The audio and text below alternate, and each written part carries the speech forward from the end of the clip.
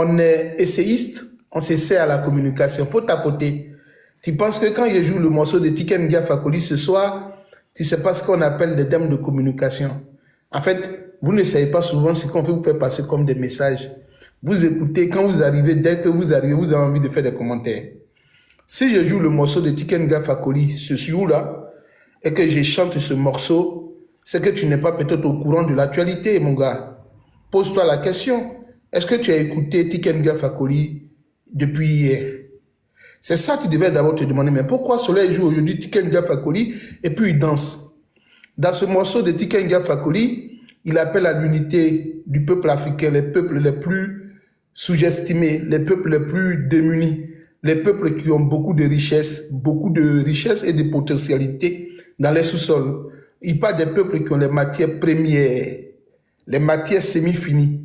Il parle de ces peuples-là. Il dit aux peuples-là de s'unir. Et quand nous serons unis, ça fera faire plus fort. On sera comme les États-Unis d'Amérique. Les pays développés ne pourront pas nous opprimer. On sera fort, on sera en égalité avec eux. On pourra lutter avec eux. Donc Tiken Jah Fakoly, dans ce morceau, il exhorte tous les Africains, depuis les indépendances, les soi-disant indépendances qu'on nous a données. Tiken Jah fait ce qu'on appelle l'éveil de conscience.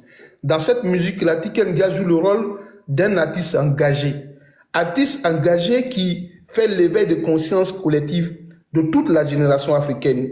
Il dit aux élites africaines de vous unir, de s'unir pour que les Blancs, les Toubabous, nous les nègres, qu'on ne nous opprime pas, qu'on parle avec les Blancs sans honte, qu'on parle avec eux d'égal à égal. Il dit, quand nous serons unis, on sera fort. Disait mon grand frère un jour, dans un champ de rizières, parce que moi, mon papa, il fut planteur, ma mère fut ménagère. Mon père a dit que mon grand frère se battait avec son petit frère, son frère cadet, et il les a appelés autour du feu du champ. Il leur a donné des morceaux les trucs de maïs là. Ils ont fini de manger, il donnait à chacun de casser. Quand l'autre a cassé, c'était 1-1, c'était facile. Après, il en a couru 2, ils ont cassé.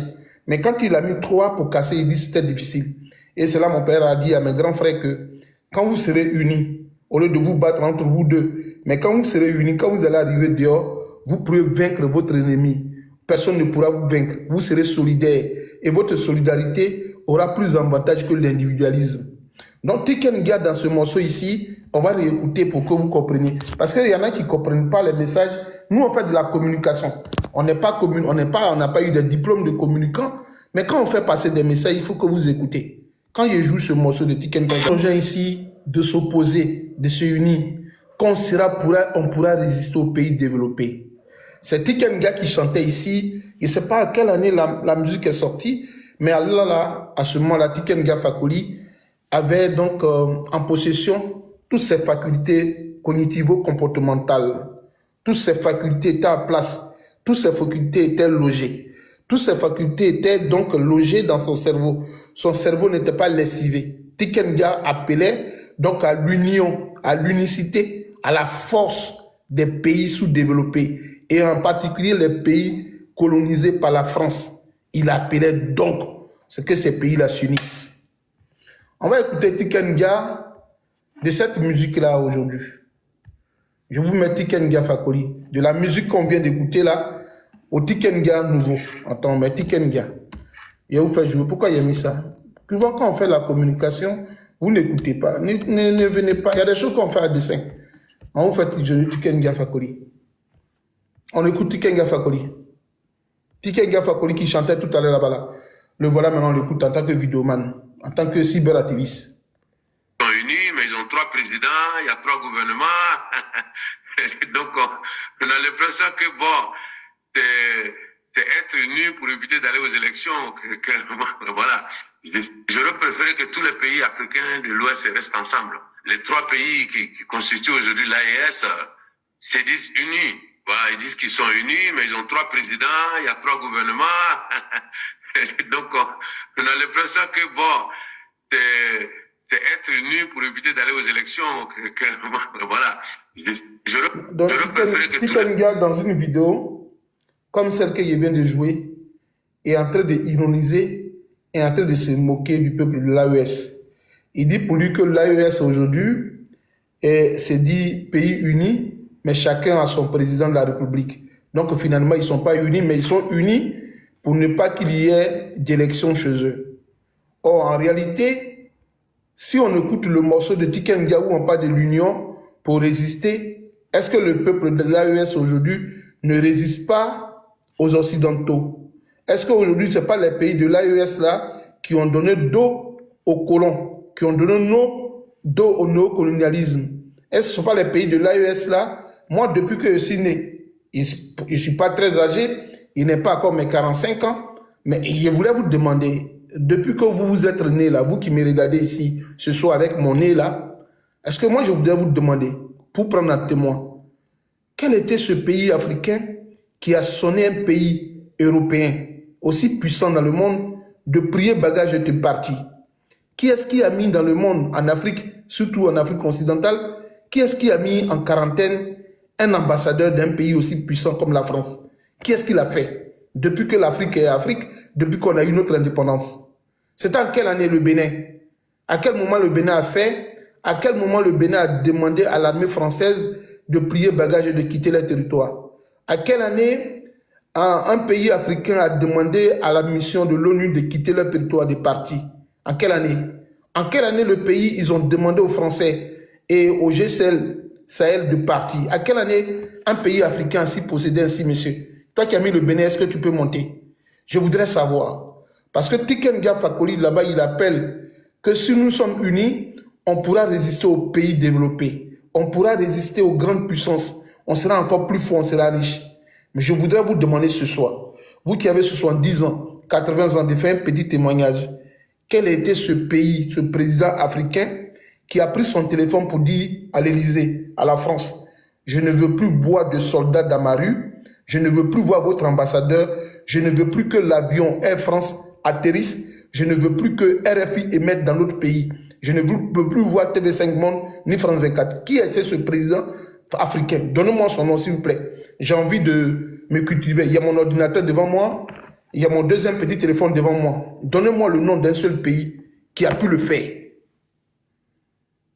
Monsieur, est-ce que vous êtes un plaisantin ou bien vous êtes dans quelle comédie là? Est-ce que moi je n'aime pas, quand ils sont fait un panel, quand vous ne voulez pas participer, vous partez de mon panel. C'est la vérité mon gars, moi je n'ai pas envie de manquer de respect à quelqu'un.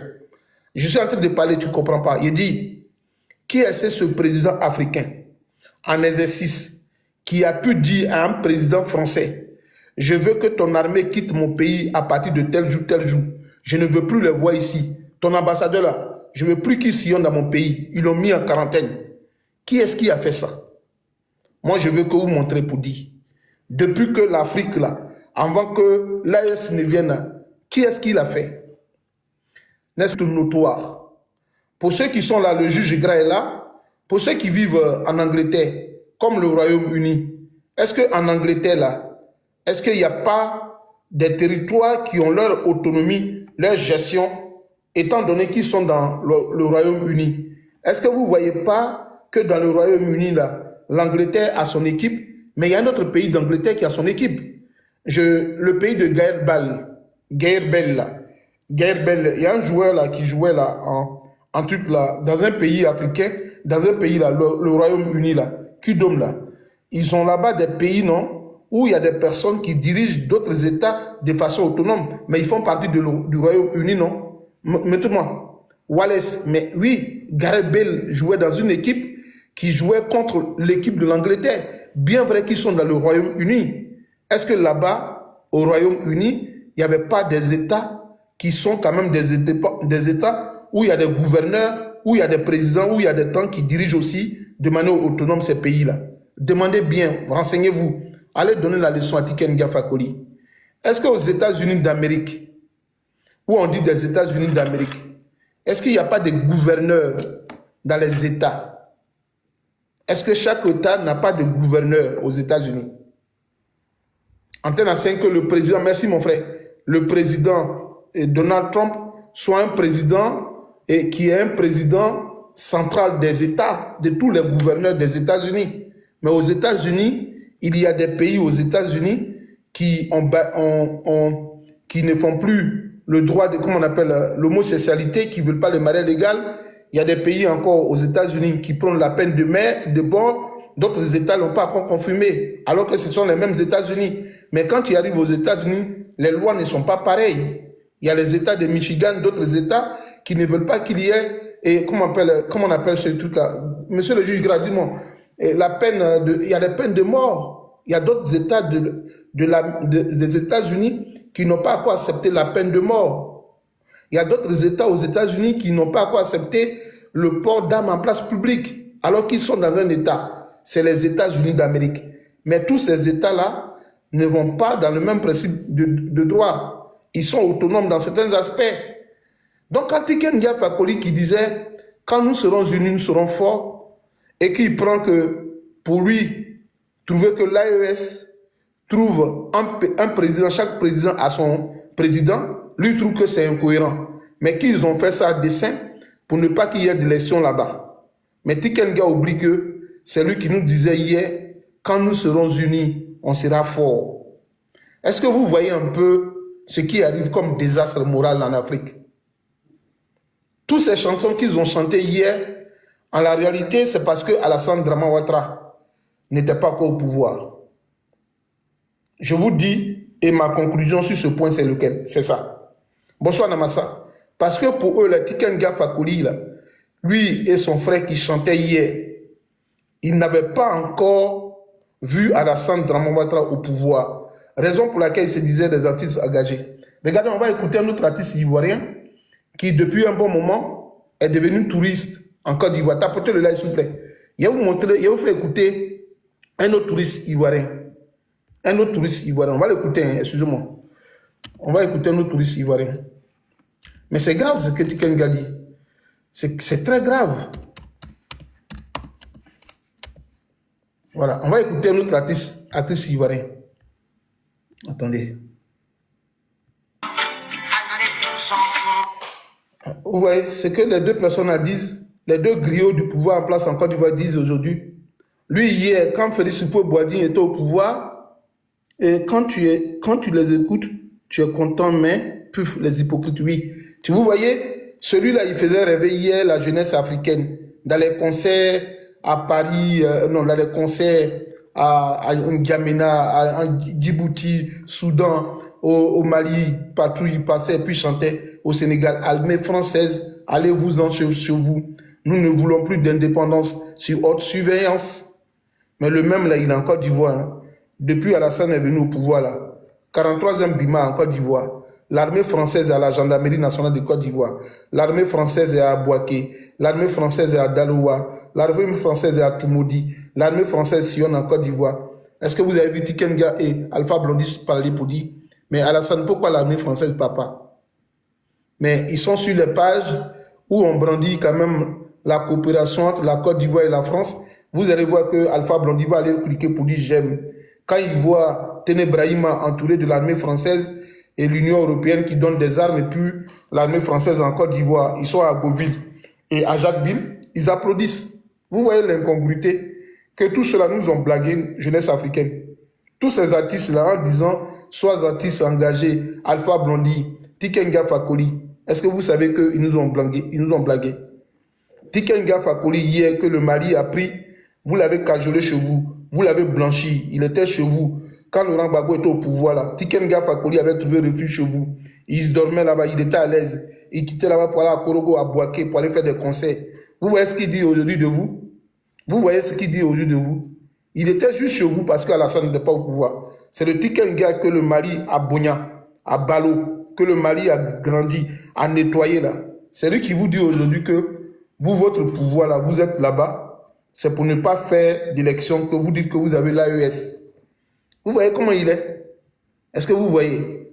Le chien a beau être un chien de race, mais il ne change pas sa manière de s'asseoir. Le chien a beau être un chien de race, il ne change pas sa manière de s'asseoir. Le chien a beau être un chien qui coûte $2000, $3000, $6000, le chien ne changera pas de sa manière de s'asseoir.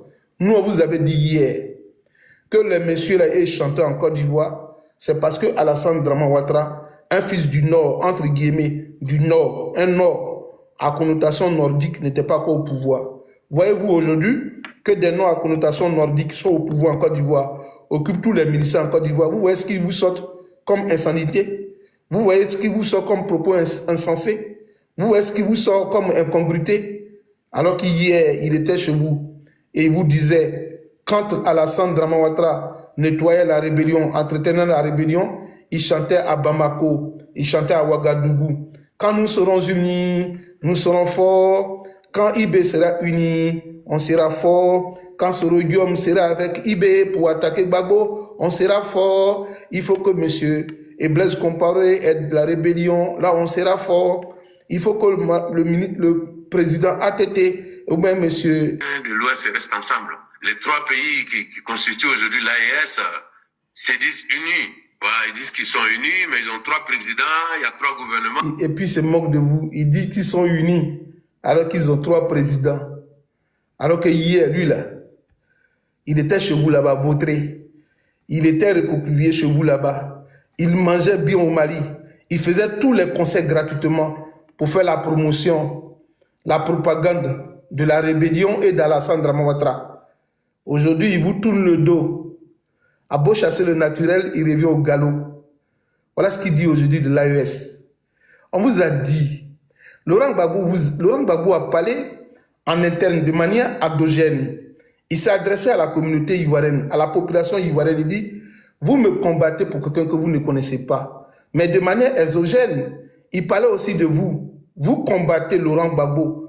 Vous êtes dans les soutiens nocturnes, des soutiens officieux pour accompagner la rébellion. Mais est-ce que vous connaissez en la réalité M. Alassane Dramane Ouattara? Les moins chanceux vont déjà. Les plus chanceux vont connaître les îles. Aujourd'hui, vous voyez ce qu'il est en train de vous montrer. Tous les artistes là se taisent. Aujourd'hui, Alassane Dramane Ouattara au pouvoir en Côte d'Ivoire, il n'y a plus cette conception pour dire les Blancs nous ont leurrés, ils nous ont menti, et que le royaume de Congo s'étend au royaume de Sendou. Nous sommes les mêmes choses, c'est les Blancs qui nous ont divisés. Alassane ne dit plus aujourd'hui, les Bambara, les Keïta du Mali et les Keïta de Côte d'Ivoire sont des frères et sœurs. Alassane ne parle plus de cohésion. Ces artistes ne dénoncent même plus. Regardez récemment, ce que Alassane vous a montré par sa rancœur, vous a montré par ce qu'il en appelle une rancœur en lui. Vous avez humilié, d'après lui, les 49 soldats. Alassane Dramane Ouattara, quand il a eu l'occasion, il a pris votre député, il a humilié, il a procédé de la même manière. Vous avez mis les 49 soldats dans un avion pour les envoyer en Côte d'Ivoire. Il a aussi mis votre député dans un avion, puis il l'a envoyé vers le Mali, pour vous montrer que lui, c'est œil pour œil, dent pour dent. Alassane Dramane Ouattara, il est pour ça. Œil pour œil, dent pour dent. Tu me donnes, je te donne. Il est dans ça en fait. Est-ce que vous comprenez aujourd'hui? Tous ces artistes qui chantaient hier, moi j'ai des amis à Bamako quand Laurent Gbagbo était au pouvoir. Tiken Jah Fakoly faisait des concerts presque gratuits. J'ai des amis au Burkina Faso, du côté de Koudougou et de Bobo Dioulasso. Mes amis me disaient, oui, Tiken Jah, quand Laurent Gbagbo était au pouvoir, il partait au Mali, au Burkina, il chantait gratuitement des concerts. Il chantait en temps ancien ils vous disent qu'en Côte d'Ivoire, Laurent Gbagbo n'aime pas les étrangers. Il chantait coup d'histoire. Où veux-tu que j'aille? Où veux-tu que j'aille? Voilà ce qu'il chantait en fait. Attendez, parce que pour ne pas que les gens disent que je mens. Voici ce que mes amis disaient, ce qu'ils écoutaient bien. Quand Tiken Jah était au Mali, là. Quand Tiken Jah était au Mali, voilà ce qu'ils écoutaient. Voyez ce qu'ils faisaient chanter aux Maliens pour qu'ils descendent pour être dans la rébellion. Là, attendez, vous, Jean. Où veux-tu que j'aille? Voilà. Voilà ce qu'ils faisaient écouter aux Maliens. Voilà ça. Écoutons ensemble. On va écouter. Tapotez les gars. La vraie valeur de votre voiture. Tapotez. Rendez-vous sur Vendez votre voiture. C'est facile. Il y en a qui se disent ça, qu'on appelle comme un truc de complot d'État. Donc pour toi, l'État te fiche ou on t'arrête à des couloirs parce que tu es noir ou bien tu es arabe. Donc il partait à Ouaga et puis il chantait ce morceau-là. Où tu veux-tu que j'aille? Où veux-tu que j'aille? Tu as brûlé ma maison d'Abidjan alors que je suis... Il chantait tout ça en fait. Il faisait ce mélange-là pour inciter ce peuple du Mali, du Niger, à ce qu'il soit plus engagé dans la rébellion pour déstabiliser le pouvoir de Laurent Gbagbo. Il disait aux Maliens, Gbagbo a brûlé ma maison depuis Abidjan. Je ne peux plus aller en Côte d'Ivoire. Donc j'ai choisi ici le Mali pour vivre. C'est chez moi ici. Parce que quand il chantait dans les concerts, au Mali, au Burkina, on a des vidéos de lui. Il disait qu'on cherche les Keïta, alors que les Keïta sont des Ivoiriens. Aujourd'hui, quand vous arrivez en Côte d'Ivoire, le pouvoir qui est en place ne veut plus des étrangers. Et eux, quand on disait ça, ils épousaient la cause des rebelles. Mais aujourd'hui, ce fameux artiste, chanteur engagé pour les causes d'Alassane Dramane Ouattara, est-ce qu'il dénonce les dérives d'Alassane Dramane Ouattara? Lui qui vous avait chanté auparavant que quand nous serons unis, on sera fort. Quand vous partez donc de la CEDEAO, est-ce que Tiken Jah a pris le micro pour dire « Enfin, voilà ma chanson que j'avais chantée depuis Belle Lurette, qui est devenue une chanson un peu désuète, qui est une chanson très ancienne. En fait, je vais faire ce qu'on appelle un remix pour que cette chanson, ce chant-là soit encore mis en exergue pour cette lutte, pour cet engagement de mes frères, mes jeunes frères, ou certains qui sont des anciens pour moi, sont en train de valoriser ma chanson. Est-ce que Tiken Jah Fakoly est sorti pour dire, voilà enfin des dignes fils d'Afrique qui disent une fois dans leurs rêves aux Blancs de partir chez lui, aux télévisions de ne plus rester chez eux, aux ambassadeurs de partir, Air France de ne plus atterrir, aux braves jeunes Africains. Est-ce qu'il a dit ça? Il n'a pas dit, il s'est tué et puis il a regardé. Parce que votre combat, quand il était chez vous au pays, il n'y était pas pour vous, parce que vous le plaisez. Il y était simplement pour une cause noble. Recruter des rebelles, descendre en Côte d'Ivoire, égal les Ivoiriens. Aujourd'hui, Tiken Jah ne chante plus. Tiken Jah ne chante plus. Il est devenu sourd et aveugle, insensible aux mots qui minent la Côte d'Ivoire et la sous-région. Quand nous sommes partis au CEM2 ici en Europe, moi on m'a dit il y a plusieurs formes de terroristes. Oui, quand j'ai eu donc la chance de partir, de terminer mon CEM2 ici en Europe, on m'a dit il y a deux façons de terroristes. Les terroristes financés par les États à l'effet de déstabiliser d'autres dirigeants pays africains qui ne rentrent pas dans le canevas ou dans la conception des dirigeants européens. Quand un dirigeant européen ne veut pas de toi, soit s'il ne crée pas une rébellion, il crée dans ce qu'on appelle l'émanation ou la genèse de ce qu'on appelle terreau, qui avait une conception plutôt religieuse. Aujourd'hui, ils sont rentrés plus dans le terreau, une conception politique, déstabilisation des États. Tiken Jah Fakoly, il le sait, que le terroriste qui sévit dans l'AES n'est pas un terroriste qui a une idéologie musulmane, qui a une idéologie à vocation religieuse. Ce terroriste qui sévit dans l'AES est un terroriste d'État. Ce qu'on appelle le terroriste d'en bas, pas le terroriste d'en haut. C'est un terroriste d'en bas parce que ce terroriste, cette forme de terroriste-là, est plus grave que les rébellions. Parce que là, dans l'AES, ce qui se passe, ils ont payé certaines personnes qui n'ont même pas d'attache avec ce territoire à l'effet de recruter des jeunes qui sont désespérés, des jeunes qui sont fragiles mentalement, des jeunes qui n'ont pas de conscience. Ces jeunes, on les prend aujourd'hui, on leur dit, on leur promet un avenir meilleur. Si on arrive à attaquer l'AES et que ces pays tombent, nous, on va vous aider de traverser la Libye, d'aller vivre mieux en Europe. On va vous aider de bâtir en Europe, en Italie. On sera nous-mêmes là pour vous faire monter dans les bateaux, pour vous faire traverser la Méditerranée pour que vous arriviez à Lampedusa. Une fois que nous on est installés dans ces pays-là, on fera tout pour vous. Parce que derrière nous, il y a les pays occidentaux qui nous soutiennent. Tiken Jah est conscient de ce qui se passe dans l'AES. Est-ce que vous l'avez déjà vu chanter pour les terroristes? Est-ce que vous l'avez déjà vu chanter pour lutter contre le terrorisme? Est-ce que vous l'avez déjà vu chanter pour galvaniser, pour motiver les soldats maliens, les soldats burkinabés et les soldats nigériens? Il n'a pas fait. Mais j'ai des vidéos de Tiken Jah Fakoly. Quand il était au Mali, quand les rebelles se battaient en Côte d'Ivoire contre le pouvoir de Laurent Gbagbo, dites-moi dans les commentaires, est-ce que vous avez vu Tiken Jah Fakoly aller rendre visite aux rebelles? Est-ce que vous l'avez vu? Est-ce que vous avez vu Tiken Jah Fakoly, ce monsieur que vous voyez qui vous parle ainsi aujourd'hui, est-ce que vous avez vu Tiken Jah Fakoly aller apporter un soutien moral, psychologique aux rebelles? Est-ce que vous l'avez vu? Pour ceux qui pensent que je mens, allez regarder sur ma page. Tiken Jah Fakoly a quitté Mali. Il s'est rendu à Odiéné dans le nord. Il a fait une tournée pour saluer les rebelles qui étaient au front. C'est ça, nous, on contient. On a des éléments de notre histoire, nous, qu'on ne peut pas nous tronquer. Cette histoire, on ne peut pas la tronquer. On ne peut pas la monter de toutes pièces pour aller accuser Laurent Gbagbo. Pour dire que c'est Kadhafi qui a financé une rébellion. Gbagbo a dit, moi je vous invite. Est-ce qu'aujourd'hui, Tiken Dia que vous avez tutoré chez vous, on dit en petit français SM2, tutorer quelqu'un. Voilà, ça peut se dire, hein, c'est du français. Vous avez tutoré Tiken Dia chez vous. C'est-à-dire que vous avez été tuteur pour lui. Ce qu'on appelle tutorer en français, il a été chez vous. Il a été même plutôt sacralisé chez vous. Mais il était chez vous. Est-ce que Tiken Dia Fakoly s'est une fois montré auprès des soldats maliens pour leur apporter ne serait qu'un soutien psychologique? Allez les gars, un petit conseil, les dit ouais allez-y, nous on est avec vous. Le Mali, vous pouvez vaincre les terreaux. Est-ce que vous l'avez vu le faire? Est-ce qu'il s'est rendu au Niger pour dire oui, vous pouvez vaincre les terreaux, allez-y mes frères, je suis d'avis avec vous? Est-ce qu'il allait au Burkina pour dire c'est le pays de Thomas Sankara, je sais que vous allez vaincre les terreaux? Est-ce qu'il a fait? Non, mais Tiken Dia Fakoly, qui aujourd'hui vous dit que vous êtes au pouvoir, ne serait que c'est pour éviter qu'il y ait des élections démocratiques. Tiken Dia s'est prêté en jeu. La visite des soldats rebelles au nord de la Côte d'Ivoire. Vous avez connaissance de cette vidéo-là, elle existe. Je n'invente rien sur mes panels.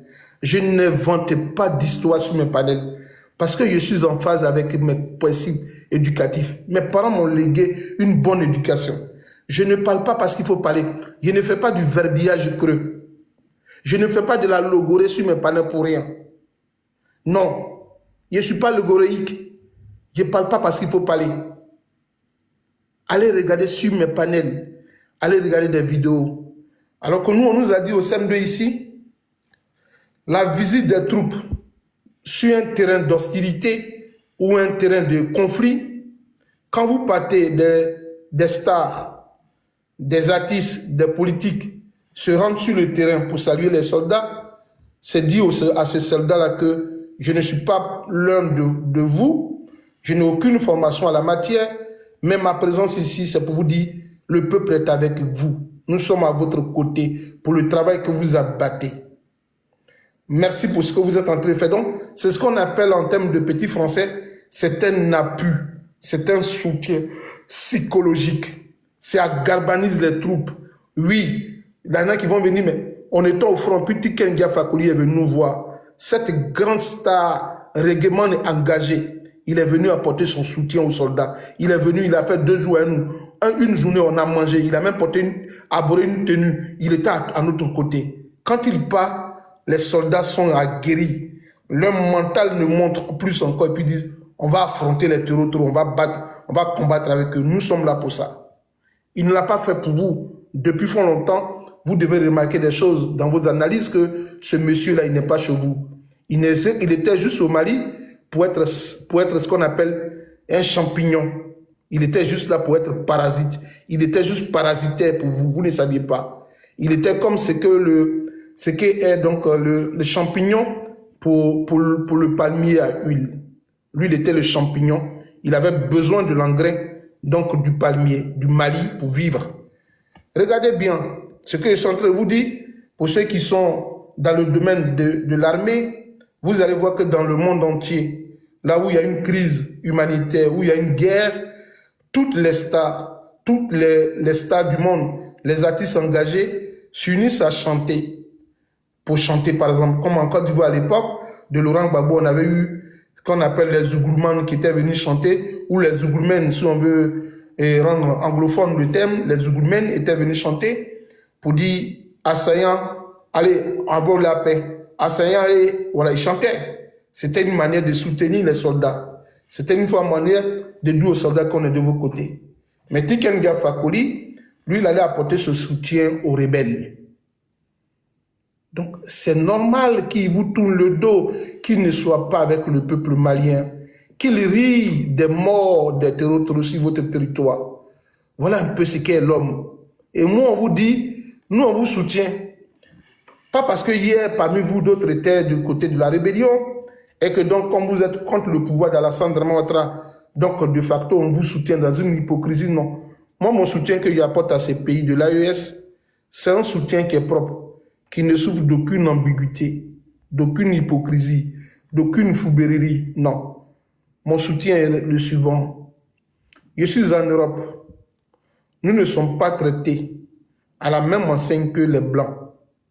Et que donc un pays noir s'émancipe, à moi avec ma peau noire, de m'aligner à ce combat si noble, un combat générationnel. Et donc de cette génération des Africains nouveaux qui veulent parler d'égal à égal avec les Occidentaux, je ne peux nullement me soustraire de me soustraire.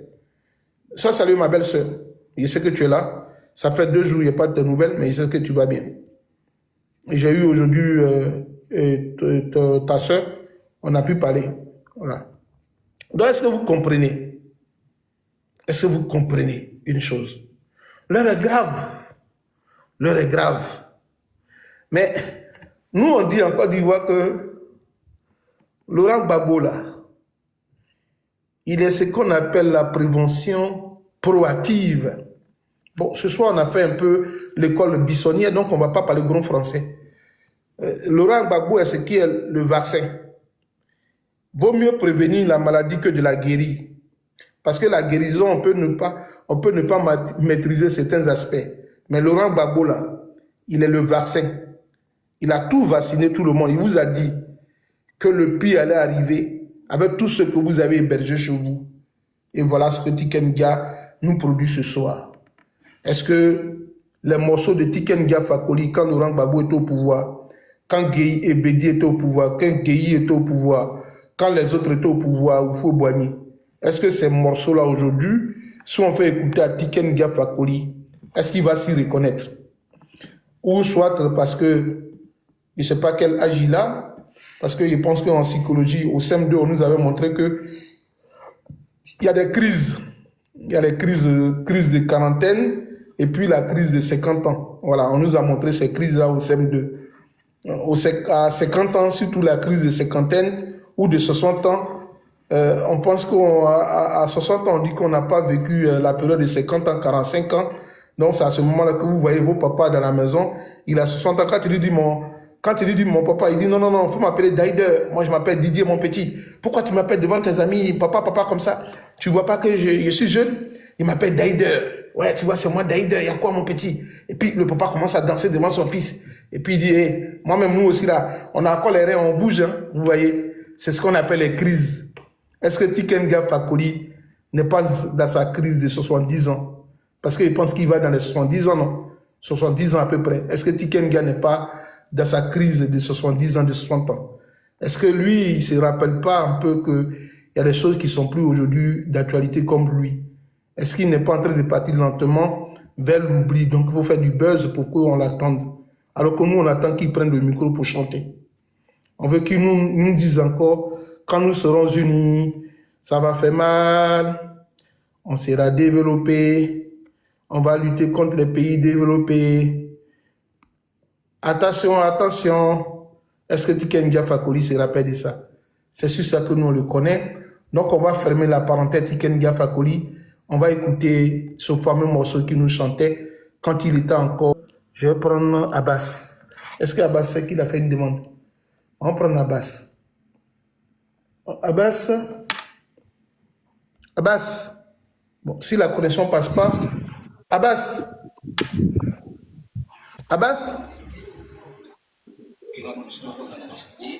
Bon, lui, c'est pas aussi qu'il est monté. Ne dis pas que vous n'avez pas pris, vous avez pris M. Abbas. Mais c'est que vous êtes occupé. Ça peut arriver, c'est pas grave. Il y a mon frère Hans qui est dans les parages. Je te salue, boss, depuis ta position, mon frère. Abou Bansé. Bansé, ça c'est... Bon, les gars, je pense que on va laisser... Attendez, on va prendre un même temps, on va voir ce qu'il va dire. On prend quelqu'un. Oui. Allô? Ça passe pas, c'est pas grave.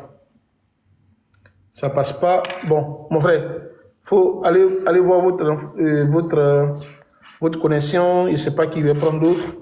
Je pense que c'est Baziba. Bon, je ne sais pas ce qu'il va nous dire. Je vous envoie une invitation.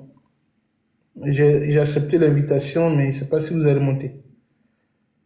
J'ai accepté. Bon, j'ai accepté. J'ai accepté.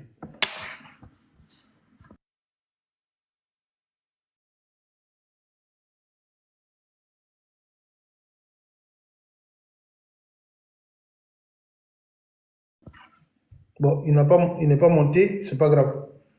Euh, j'ai fait juste ce live là. Il ne sait pas comment on réduit la photo là. C'est ça qui m'énerve. La photo de derrière, il ne sait pas comment on réduit. Alors que j'ai envie de réduire la photo, mais il ne sait pas comment ça se passe. Bon, c'est pas grave. Moi, je ne suis pas trop fort dans TikTok, en fait, comment on appelle, de la manipulation des images. Je ne suis pas trop fort dedans, mais c'est pas grave. Je ne suis pas trop fort dedans, mais c'est pas grave. Sinon, j'aurais dû faire autrement pour la photo, mais c'est pas grave. Bon, c'est pas grave. On va continuer sur une chose. Je fais juste ce live-là pour une situation précise. Voilà. Pour une situation précise. On va revenir sur une vidéo que j'ai ici pour comprendre une chose. Et c'est pas... Et on voit. Voilà.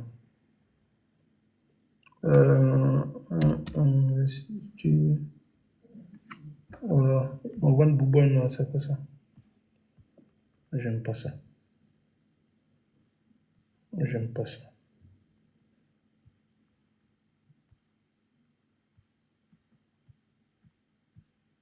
Voilà. On va écouter quelque chose. Excusez-moi. Excusez-moi. Je pense que... Est-ce que c'est pas ici, là? Attendez.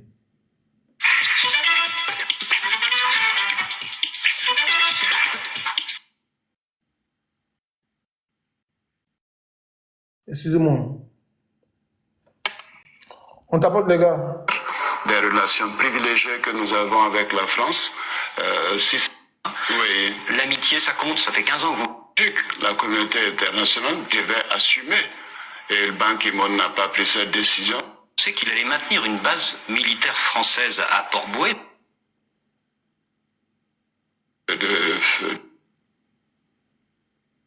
Excusez-moi. Je cherche une petite partie. Côte d'Ivoire est un lieu très important en Afrique. Mali, où il y a des menaces de terrorisme. Donc, nous pouvons dire que l'influence collective de renseignement ou de suivi pour au Moyen-Orient, cela ne gêne pas. Monsieur le Président, vous avez beaucoup parlé évidemment de réconciliation, mais on n'a pas grandement entendu le mot pardon. Est-ce qu'on peut se réconcilier sans pardonner? Non, point du tout. On doit se réconcilier dans le dialogue. Ce dialogue doit être empreint de vérité. C'est pour cela que nous avons en Côte d'Ivoire des Africains C'est et pas des ça. Les gars, attends. French. Why? Because you are stuck doing the wrong kind of On va work. pas dépasser I've seen it. une La Côte d'Ivoire a été divisée, était dans un... On va pas dépasser 1h20. Hein. On est dans 6 minutes, 1 heure. Dans quelques minutes, on va couper le live.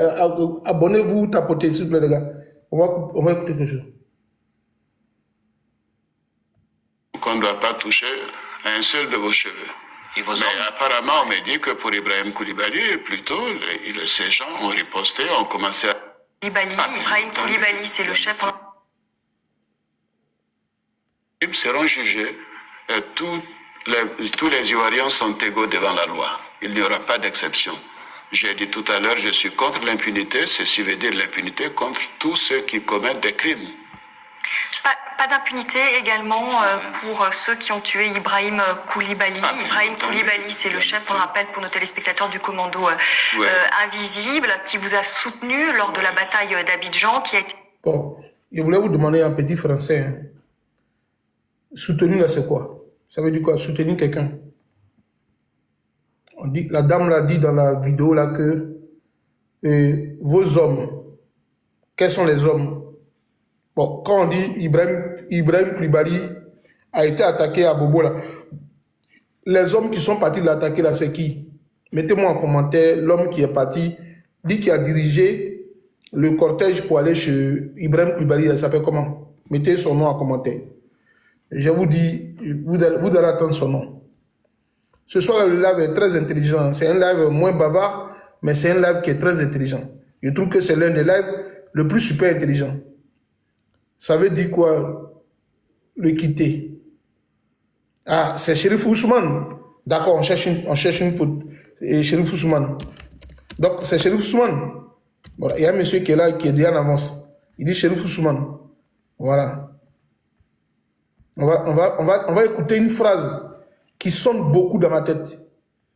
Chérif Ousmane. Attendez, on va écouter une phrase. Hein.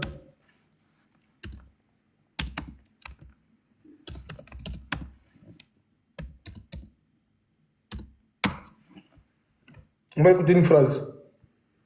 Écoutez cette phrase. On écoute ça là. On tapote.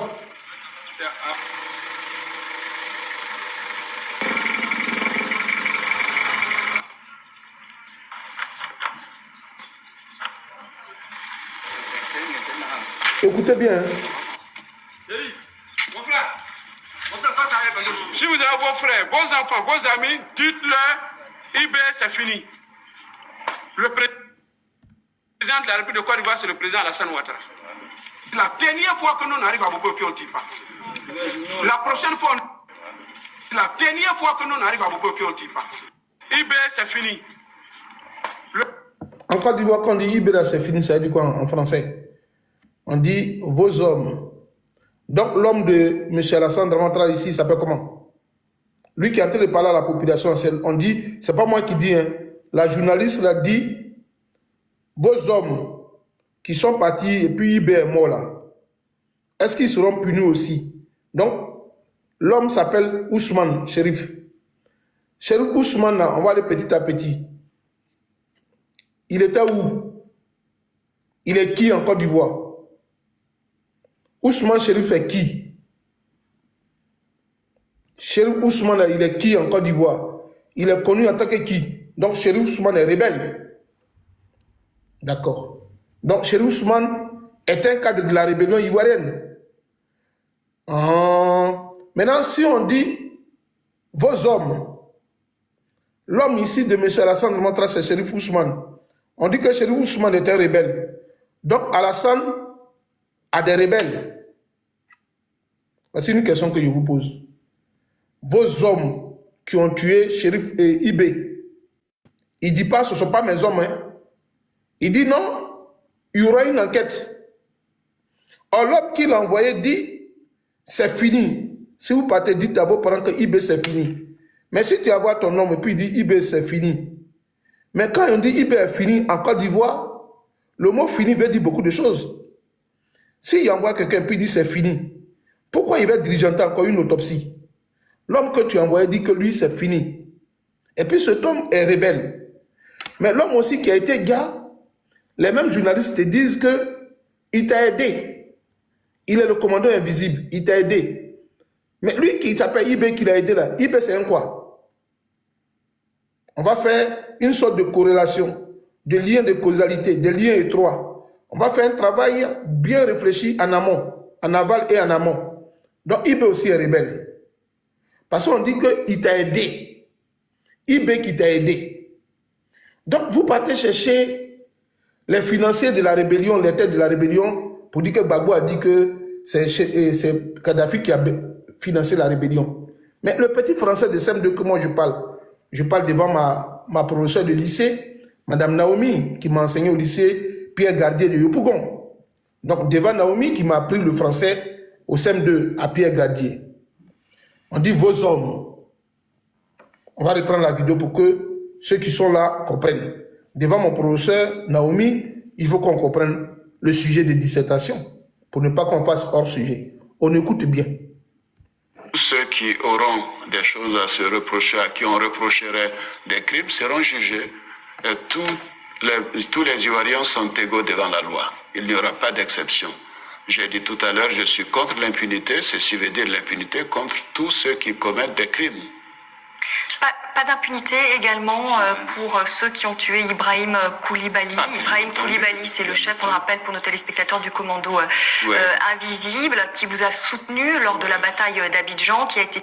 Bon, Ibrahim a soutenu lors de la bataille, il a soutenu Alassane Dramane.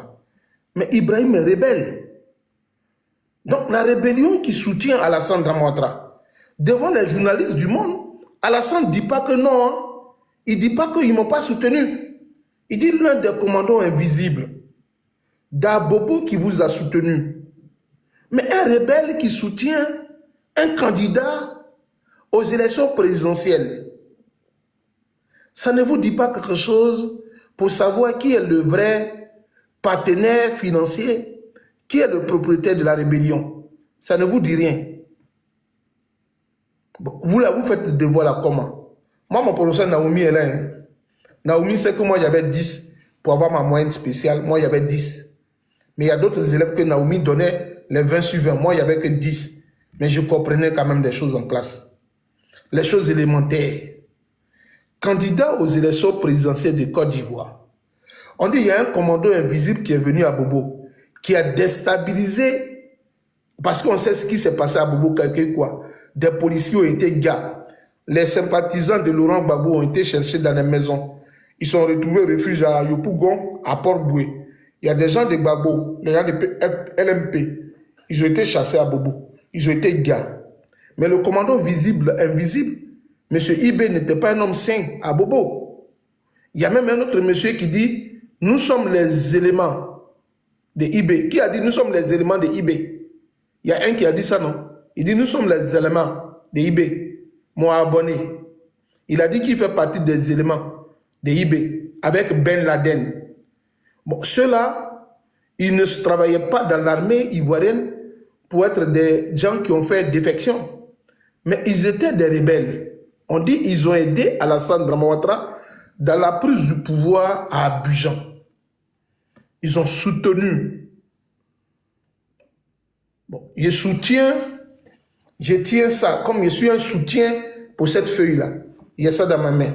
C'est un support qui soutient cette feuille-là. On dit qu'ils ont soutenu Alassane.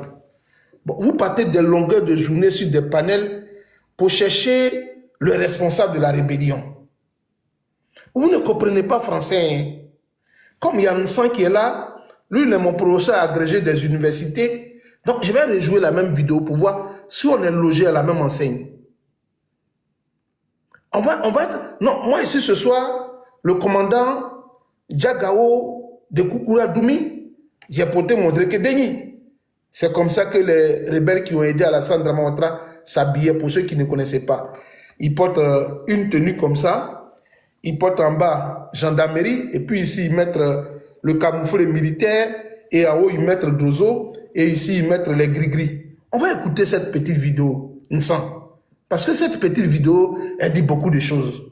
En elle seule, on peut aller à la CPI pour dire à Alassane Dramane de nous dire ce qu'ils ont dit devant lui là. Écoutons bien.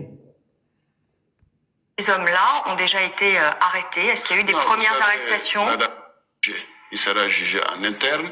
Et ces hommes-là ont déjà été arrêtés. Qui est allé faire des investigations. J'ai demandé à la Commission des droits de l'homme de faire également une enquête, et donc à l'issue de ces enquêtes, tous ceux qui auront des choses à se reprocher, à qui on reprocherait des crimes, seront jugés, tout devant la loi. Il n'y aura pas d'exception. J'ai dit tout à l'heure, je suis contre l'impunité, ceci veut dire l'impunité contre tous ceux qui commettent des crimes. Pas d'impunité également pour ceux qui ont tué Ibrahim Koulibaly. Ibrahim Koulibaly, c'est le chef, on le rappelle pour nos téléspectateurs, du commando invisible, qui vous a soutenu lors de la bataille d'Abidjan, qui a été tué par vos hommes. Il n'y aura pas non plus d'impunité pour les commanditaires. Qui a été tué par vos, qui a été gars par vos, écrivez en commentaire. J'ai pas envie de dire le mot. Ibrahim Koulibaly qui a été gars par vos. Écoutez. Ibrahim Koulibaly, faire une autopsie. J'attends le mot qui précède. Vous allez attendre le mot. Parce que c'est important. On dit, notre voleur. Les adjectifs possessifs, notre voleur, notre maison, la vôtre, la leur. On a appris ça ensemble de nom. Vos colis, vos bagages, les nôtres, les miens, les siens, les tiens, les leurs. On a appris ça à l'école primaire. On a appris ça à l'école primaire. Quand on dit par vos hommes, devant des médias internationaux.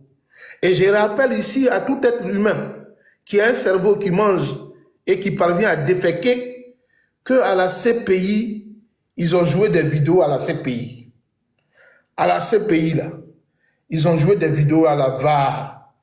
On appelait ça petit tata, puis on appuyait pour regarder les vidéos. On nous a même montré des films de Rwanda pour accuser Laurent Gbagbo. Je vous rappelle qu'à la CPI, là, les vidéos ont été dans la VAR. Ils ont même montré le Rwanda pour accabler Laurent Gbagbo. Donc, M. Alassane Draman Ouattara n'a pas connaissance CIVV-OTP, lol. Oh, on sent que tu es d'une bibliothèque. Vous vous rappelez de CIVTP là, non?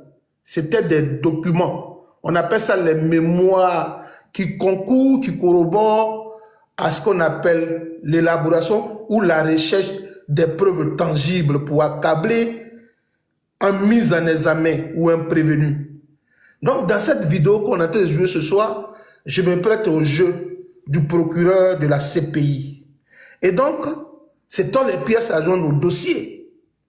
Donc, on va écouter une vidéo. Et dans cette vidéo-là, je vais vous poser des questions. À la partie victimaire et au bourreau de défendre votre client Alassane Draman Ouattara. Voici le dit d'une journaliste qui n'est pas ivoirienne mais qui est blanche. On va écouter le mot. J'ai dit ce soir-là, le live là est bon. Hein? Le live est très bon. Hein? Alors que le procureur que je suis un magistrat debout. Donc je n'ai pas de parti pris. Donc c'est vous ce soir, vous êtes les juges du siège. Moi je suis le magistrat debout, vous êtes les magistrats assis. Moi je suis du parquet. Et vous êtes du parquet, moi je suis du ministère public. On n'est pas la même chose. Donc on va écouter. Également pour ceux qui ont tué Ibrahim Koulibaly. Ibrahim Koulibaly, c'est le chef, on le rappelle pour nos téléspectateurs, du commando invisible, qui vous a soutenu lors de la bataille d'Abidjan, qui a été tué par vos hommes. Il n'y aura pas non plus d'impunité pour les commanditaires. Trop vite, là. Ibrahim Koulibaly, j'ai fait faire une autopsie. Les circonstances de la mort doivent être bien claires. Point final. Monsieur le défenseur d'Alassane Draman Ouattara, est-ce que quand la dame a dit Ibrahim Koulibaly, qui a été soutenu, qui vous a soutenu, le commando invisible, pour la prise du pouvoir d'Abidjan, est-ce que Alassane Draman Ouattara a arrêté la journaliste pour lui dire non, ce ne sont pas mes hommes. Répondez pour votre client à la barre, en jurant sur la Bible de dire rien que la vérité. Est-ce que vous pouvez jurer? Est-ce que vous pouvez jurer? Est-ce que votre client a dit devant ici tout le monde, est-ce qu'il a récusé cette thèse? Qu'on lui dise que ce sont ces hommes, que IB l'a soutenu, que IB a fait le commando invisible à Bobo. Est-ce qu'Alassane Draman Ouattara dit IB n'est pas mon homme? Est-ce qu'Alassane Draman Ouattara dit ne connaît pas IB? Est-ce qu'il a récusé cela, cette thèse? Est-ce qu'Alassane Draman Ouattara l'a rejeté? Est-ce qu'il a dit à la journaliste non, ne dites pas ce genre de choses. Vous m'attribuez là une paternité d'une rébellion. Est-ce qu'Alassane Draman Ouattara a juré? Est-ce qu'il a dit non devant cette auguste assemblée? Non, il n'a pas dit. Il n'a pas renié, il n'a pas nié l'appartenance de IB. Or, si nous partons loin pour conjuguer nos efforts, qui est IB? Qu'est-ce qu'il était dans la crise ivoirienne, dans la rébellion de 2002? Qui était IB? Dans le coup d'État de 99, qui était IB? Est-ce qu'on peut continuer? On continue? Il me semble que votre client ne parle pas et il n'y a pas d'objection. Même objection rejetée. On continue. Clarifier, c'est une bataille qui a conduit à sa mort et nous verrons comment les choses se sont passées. Il y aura une enquête approfondie et en fonction des résultats de l'enquête, nous prendrons les mesures nécessaires. Mais n'avez-vous pas demandé à ce qu'il soit fait prisonnier Mais comme bien Laurent sûr, Gbagbo? écoutez, si j'ai demandé que Laurent Gbagbo soit fait prisonnier, j'ai demandé la même chose pour Ibrahim Koulibaly. Donc, en droit et dans le domaine anatologique ou dans l'étude de phénomènes criminels qu'on appelle l'étude cadavérique, on demande une autopsie lorsque les circonstances de la mort ne sont pas élucidées, lorsqu'il y a substitution, lorsqu'il y a des éléments qui ne sont pas clairs. Par exemple, vous découvrez un homme chez lui à la maison et vous rentrez pour ne pas salir, selon la loi d'André Loca, pour ne pas que vous salissez la scène criminelle, vous êtes obligé de sortir et d'appeler la police, les pompiers. Et le procureur va déléguer à la matière un officier de police judiciaire qui sera accompagné par un médecin légiste pour la levée du corps. Avant la levée du corps, il y a analyse de la scène criminelle. Tout élément qui est assis sur la scène du crime est donc mis dans un document scellé pour qu'on procède à une analyse. Donc l'étude du phénomène criminel, c'est de faire parler le corps à l'éclatement des circonstances de sa propre mort. On va interroger ici le cadavre pour voir si c'est lui-même qui s'est donné la mort ou il y a eu un corps étranger. C'est lorsqu'on ne sait pas dans quelles circonstances que quelqu'un est mort qu'on diligente, qu'on demande une autopsie. Alassane Draman Ouattara aurait donc demandé une autopsie alors qu'on dit qu'il a envoyé ses hommes. Et l'un des hommes qui a été envoyé nous dit ceci. IB, c'est fini. IB, c'est fini. Est-ce que quand quelqu'un dit IB, c'est fini, est-ce qu'on peut encore demander une autopsie? Nous le savions dans le langage ivoirien, quand tu as mission, telle que cette mission confiée à Chérif Ousmane, et puis on dit IB, c'est fini. En Côte d'Ivoire ici, ça veut dire que IB, il est gars. IB, c'est fini. IB, Sarakaba. Est-ce que ça encore, on peut aller encore demander à un médecin légiste si IB, c'est gars? Parce que Alassane Draman Ouattara lui-même, qui n'est pas juriste, mais qui aborde des questions sensibles, dit, quand ils sont arrivés là-bas, il y a eu des échanges de tirs. Donc IB n'a pas obtempéré. IB ne s'est pas soumis donc, à mes directives. IB n'a pas baissé les bras. Mais il dit qu'il y a eu des échanges de tirs. Mais est-ce que IB s'est donné la mort dans ces circonstances du moment qu'il y a échange de tirs? Je me demande. Donc dans cette petite vidéo que vous nous venez de jouer, M. Alassane Draman Ouattara s'est culpabilisé de l'appartenance à la rébellion et même dans les circonstances dans lesquelles est mort IB. Allez appeler votre juriste Ben Meïté pour qu'il montre pourquoi on parle. Pourquoi on est dans ce qu'on appelle le code de procédure pénale. Ce qu'on appelle les éléments qui corroborent, qui mettent donc en exergue et qui étayent la lanterne de tous. Pas des questions aussi simplistes. Monsieur Alassane Draman Ouattara, vous dites que vous ne connaissez pas la rébellion. Mais comment se fait-il qu'à Abidjan, on vous dit dans un journal que IB vous a soutenu, qu'il a été le commando invisible? Comment se fait-il que le même IB, vous avez dit que vous avez envoyé des éléments derrière lui, qui sont arrivés là-bas, il y a eu des échanges de tirs, et IB est mort, vous avez ordonné une autopsie, alors que celui que vous avez envoyé dit à la population d'Aboubo, désormais IB c'est fini. Monsieur le Président, est-ce que vous comprenez ce français-là? Dites-nous quelque chose avant qu'on ne passe à autre chose, monsieur le client. Voilà des éléments que vous saviez tous, mais vous faites semblant d'être dans ce qu'on appelle un déni de grossesse. Le déni de grossesse qui se trouve dans l'exemple de ce qu'on appelle l'amnésie traumatique séquelaire. Alassane Draman Ouattara est donc amnésique. Mais l'amnésie sur la phase séquelaire. Voilà des éléments qui vous attendent. Et nous, ce qu'on va vous dire, nous on a fait l'école de CM2, c'est on tient à vous dire de prime abord, tous ces crimes sont imprescriptibles.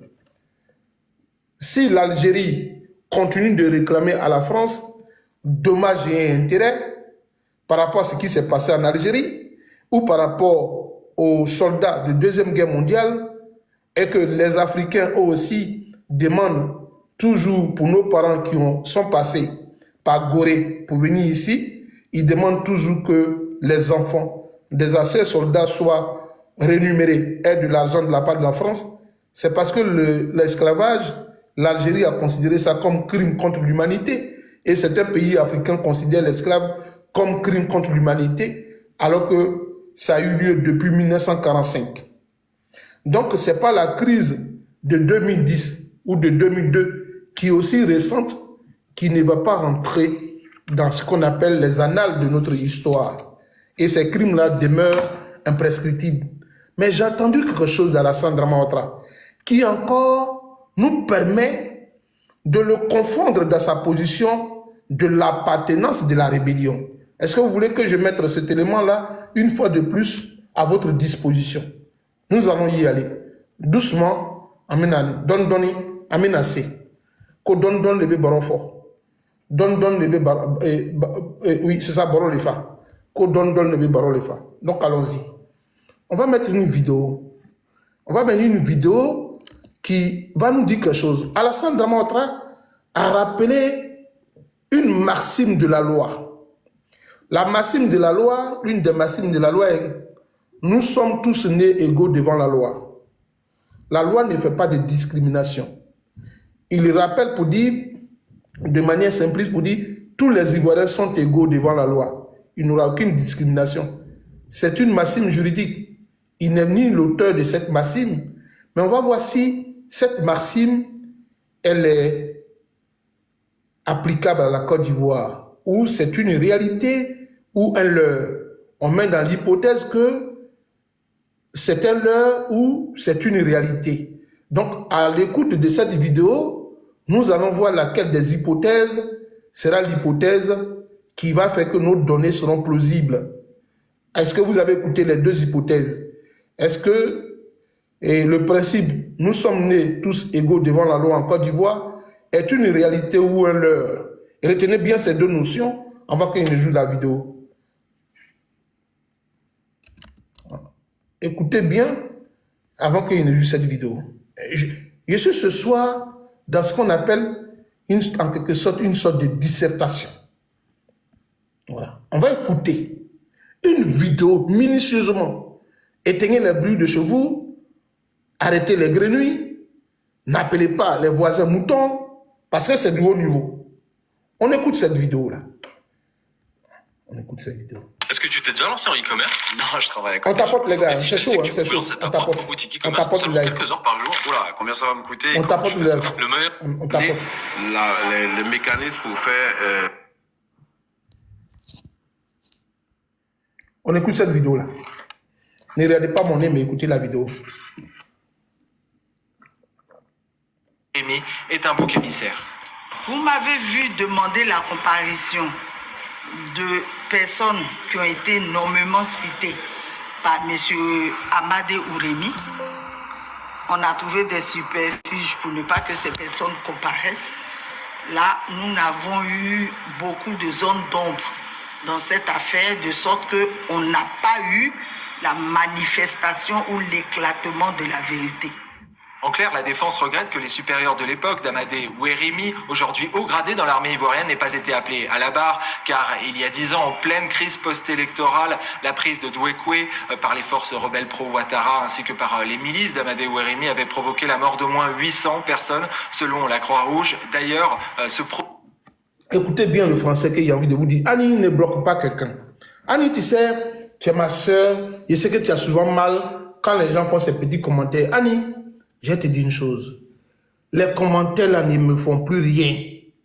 Je suis marié. Je suis responsable de famille. Je m'occupe de ma famille.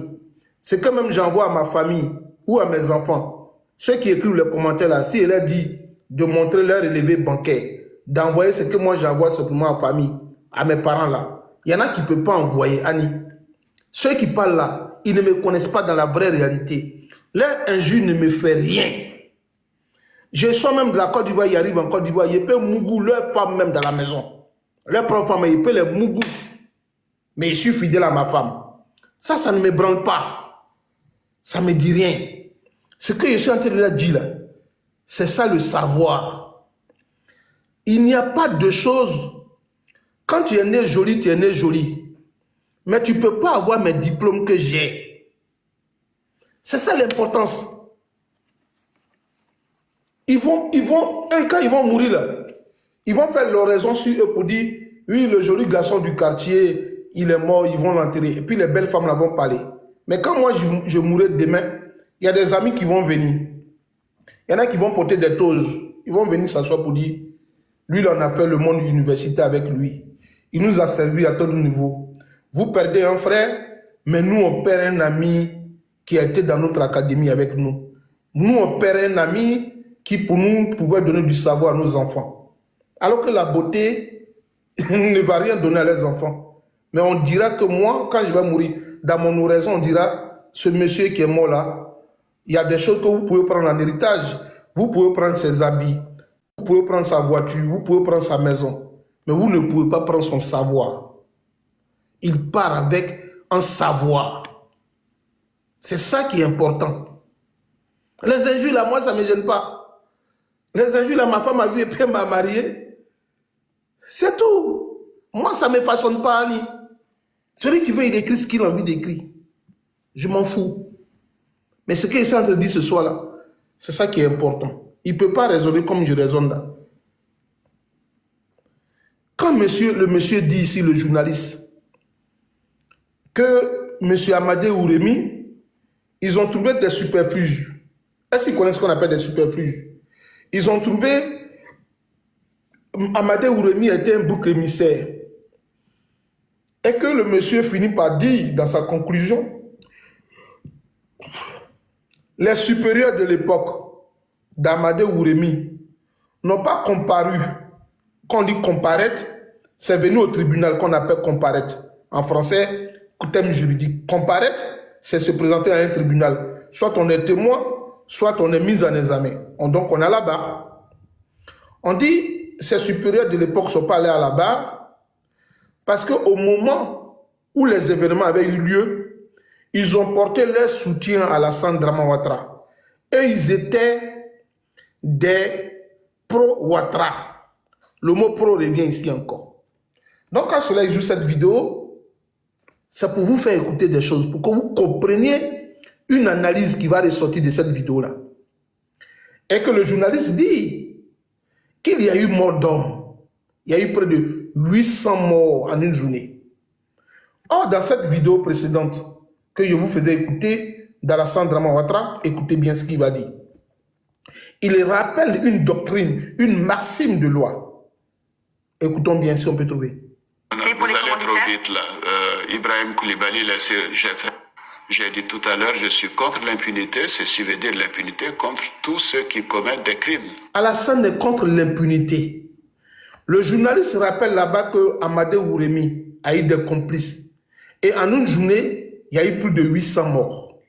Et Alassane dit qu'il est contre l'impunité. Et que tous les Ivoiriens... Pas d'impunité également pour... Donc à l'issue de ces enquêtes, tous ceux qui auront des choses à se reprocher, à qui on reprocherait des crimes, seront jugés. Et tous les Ivoiriens sont égaux devant la loi. Tous les Ivoiriens sont égaux devant la loi. Tous ceux qui seront suspectés, à qui on reprocherait des faits, crimes, des faits graves, vont répondre devant la loi. Je suis contre le principe, je suis contre l'impunité. Tous les Ivoiriens sont égaux devant la loi. Et le monsieur nous dit ici, le journaliste, les supérieurs de l'époque d'Amadé Ouremi ne peuvent pas venir à la barre. Parce qu'au moment des faits où on gassait le peuple de Douoké, les peuples ils supportaient Alassane. Si on veut tirer des conclusions, c'est dire que quand tu soutiens Alassane, qui était contre le principe, qui n'était pas pour l'impunité, qui disait que tous les Ivoiriens sont tenus devant la loi, ils sont égaux, Alassane va revenir ici dans une posture pour dire ceux qui me soutiennent là, en la réalité, ils ne seront pas poursuivis. C'est une sorte de justice de vainqueur. Comme eux, ils m'ont soutenu, ils bénéficient d'une immunité. Voici ce que moi, il veut faire sortir. Celui qui m'a écrit grosse tête, il ne comprend pas le français. En fait, cette vidéo-là accable Alassane Draman Ouattara. De dire qu'Alassane Draman Ouattara, il est dans son esbrouf. Alassane Draman Ouattara est un menteur. Alassane Draman Ouattara souffre de la manie, de la mythomanie. Alassane était mythomane. Si tu n'es pas mythomane, tu ne peux pas dire ce genre de choses. Ou soit Alassane Draman Ouattara, il souffre de ce qu'on appelle peut-être de la maladie d'Alzheimer. Alassane Draman Ouattara, peut-être que ceux qui sont en interaction quotidienne avec lui, peut-être le savent, que Alassane Draman Ouattara est dans le début de Alzheimer. Quand j'ai fini de vous dire ça, allez regarder. J'avais un tonton à l'époque qui était un homme de 85 ans, qui habitait un beau quartier de Yopougon. Quand on partait le voir, on lui dit, tonton, tu es où? Il dit, je suis à Sassandra. Je suis à San Pedro. C'était l'Alzheimer. Ses enfants même lui disent bonjour, il ne connaissait même plus ses enfants. Est-ce que ce n'est pas la maladie qui atteint Alassane Draman Ouattara? Il dit une chose et le contraire se produit et puis il observe. C'est ça que moi j'enseigne aux gens. Je ne suis pas sur les lèvres pour plaire aux gens pour une beauté. Mais je portais mon point de contribution, mon point de construction d'une Côte d'Ivoire nouvelle et d'une Côte d'Ivoire meilleure. C'est tout ce qui m'intéresse. Le reste, je m'en fous. Alassane Draman Ouattara souffre de la manie. Pour ceux qui ne savent pas comment on écrit une manie, c'est M-A-N-I-E. La manie de la mythomanie. En la réalité, ça veut dire la pathologie du mensonge. Le mensonge qui atteint son summum le plus élevé est ce qu'on appelle la mythomanie. Alassane était mythomane. Quand Alassane parle, Draman n'est pas au courant. Quand Draman parle, Ado n'est pas informé. C'est ça. Donc vous voyez que si je viens de jouer une petite vidéo, ou même si le procureur de la République de Côte d'Ivoire m'appelle, je peux dire que la rébellion appartient à Alassane Draman Ouattara. Et quand je le dis, je suis prêt à répondre d'une plainte devant la France. On ne m'envoie pas en Côte d'Ivoire. Hein. Je n'aurai pas besoin d'avocat. Mais je peux dire avec Alassane, toute son équipe gouvernementale à la bas, que Alassane est le père de la rébellion ivoirienne. Et puis ça ne va pas que pas. Juste à jouer cette vidéo-là, ils vont me dire, sors de la salle, monsieur, il faut partir. Il n'y a rien à dire. Je n'ai pas besoin d'avocat. Si Alassane Draman Ouattara doit essayer une plainte ici en France. Ester une plainte. Il fait ça juste par procuration. Je vais répondre. Lui, il est à Abidjan. Moi, je suis à Modo Vision ici en France. Et puis, en parler. Vous partez sur des panels. Quand Laurent Gbagbo finit de parler, vous ne comprenez pas. Vous partez animer des panels. Ici, là, quand on dit vos hommes, ils vous ont soutenu. On n'a pas dit non, ils ont soutenu. Et comment on appelle? Ils ont soutenu. Et comment on appelle le monsieur là? Et Kadhafi. On dit vos hommes, vos temps. Et donc, je vous invite à aller au camp PC de Cocody. Il y a une filière qu'on appelle camp PC. Ils sont derrière l'arrière de la faculté. On ne peut pas dire derrière, mais c'est l'arrière. On dit plutôt l'arrière, on ne dit pas derrière. C'est l'arrière de la faculté de sciences juridiques et gestion administrative. Là. Ils sont là. Ils sont collègues. Ils sont là, camp PC. Allez là-bas demander Dr Koné. Dites-lui qu'il y a Soleil Gavane qui vous a envoyé. Montrez-lui ma photo. Et puis vous partez regarder le fils de... Il y a un autre professeur qui enseigne à l'UNSP et qui enseigne aussi à l'UNHP de Yamoussoukro. Il fait gestion de projet GAP, méthode GAP. Vous leur demandez ça et puis gestion SMART de projet. Vous partez leur dire que Soleil dit, quand on veut élaborer un projet là, on réfléchit pour les bénéficiaires et tout, et puis on fait un budget. Et dans le budget là, on prévoit les imprévus. Donc quand on veut présenter un projet à quelqu'un, on lui dit, voilà ce à quoi on doit faire. Voici le financement. Maintenant, si vous, Laurent Gbagbo, dit que C'est Kadhafi qui a financé la rébellion. Mais vous ne demandez pas qui sont ceux qui sont partis chercher l'argent là. Qu'est-ce qu'ils voulaient faire? Ils sont partis chercher à financer la rébellion là. Qui a écrit le projet de la rébellion? Si vous avez fait gestion de projet, en fait, les propos de Laurent Gbagbo doivent vous conduire à la réflexion. Si vous avez fait de la gestion de projet, est-ce que vous avez déjà géré ne serait qu'un budget dans votre famille? Est-ce que vous avez déjà eu budget? Vous n'avez pas fait le CM2. Sinon, moi, il y a mon professeur qui m'a dit, mon éducateur à l'université, au CM2 qui m'a dit, si tu es un étudiant et que tu restes seulement dans la famille, si tu réussis à travailler un jour dans ta vie, tu ne pourras pas connaître la gestion financière.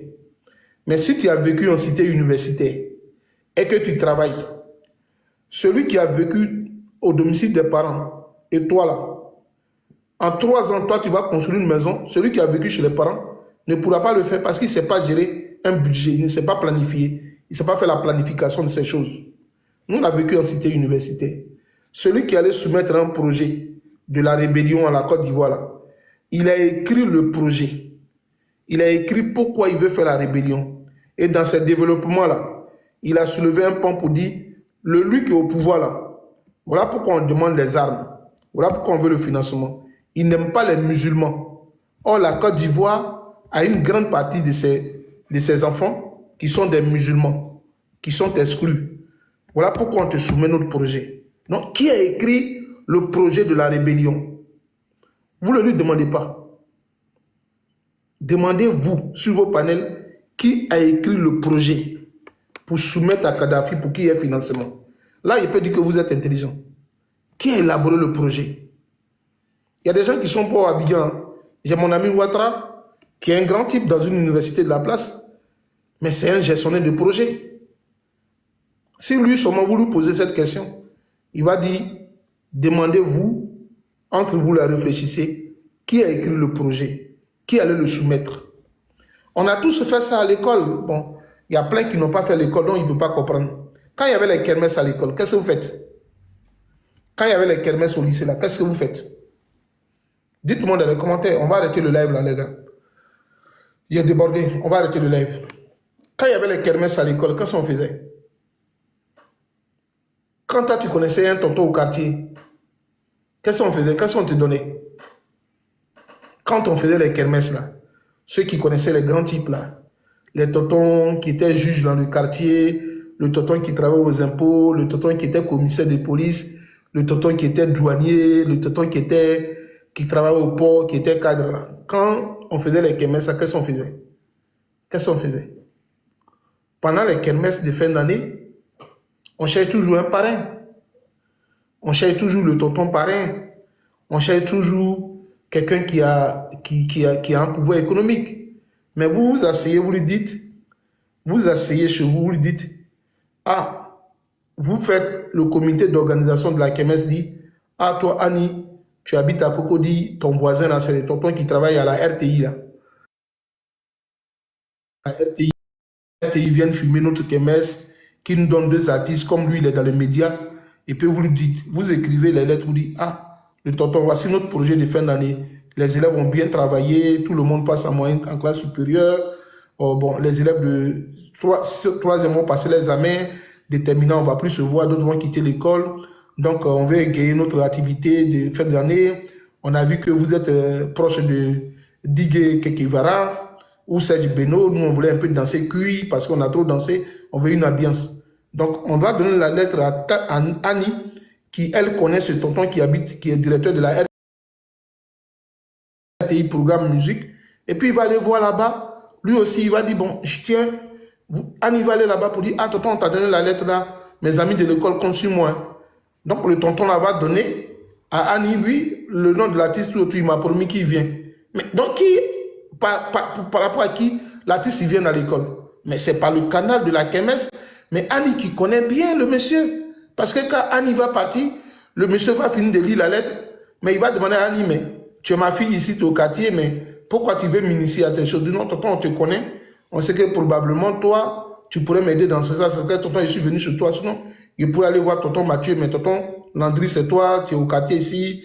Tonton, on sait que tu épouses les causes.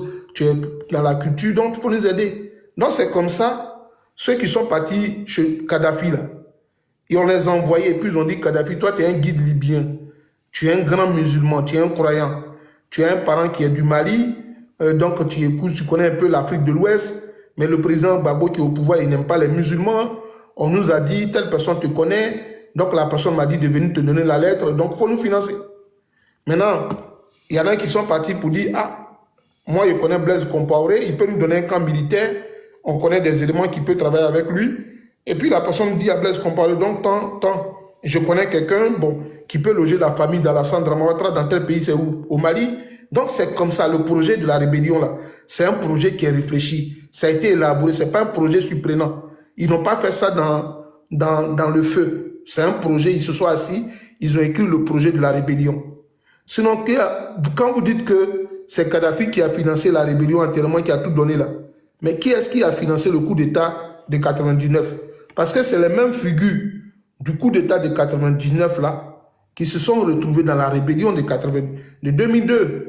Ou bien vous voulez qu'on monte? Vous sautez tellement des étapes que vous n'avez pas lu peut-être Jean Piaget dans le développement psychomoteur de l'enfant. Il y a des étapes qu'on ne saute pas. Si vous avez fait l'anglais, vous allez voir dans l'anglais de Go for English de 6e, comment un enfant à 4 pattes, à 2 pattes, 6 pattes, et quand l'enfant fait pattes, il marche, on vous dit ça en anglais. Smile, walk, speak, on vous dit ça en anglais. Donc c'est comme ça le développement, c'est comme ça le projet se fait. Le coup d'État de 99 là, ceux qui ont fui après, Guéhi a chassé à côté d'eux, les Skoneza Karia, tous ceux qui l'ont chassé là, ce sont les mêmes personnes là qui se sont retrouvées dans la rébellion de 2000. Pourquoi vous sautez cette étape là? La rébellion de 2002, ce sont les mêmes figures là qui sont revenues.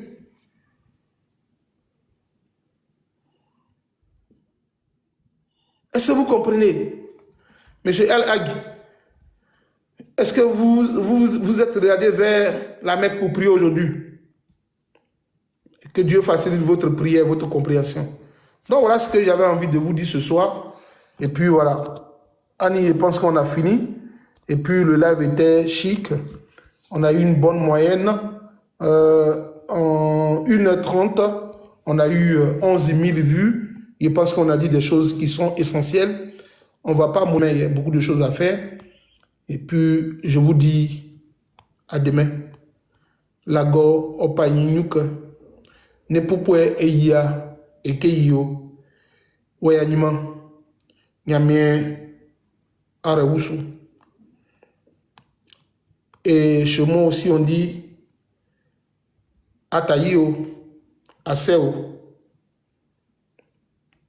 Et puis chez moi aussi on dit on a Ikilafe. Et chez moi aussi on dit Django, Mbimbi, Agarama. Et puis on dit Nemwende. La Côte d'Ivoire ira mieux un jour. Que Dieu vous bénisse. Et puis, see you later. Bye bye. C'était moi. Merci pour ce soir, pour votre présence à mes côtés. Allez, ciao. C'était moi. Bisous.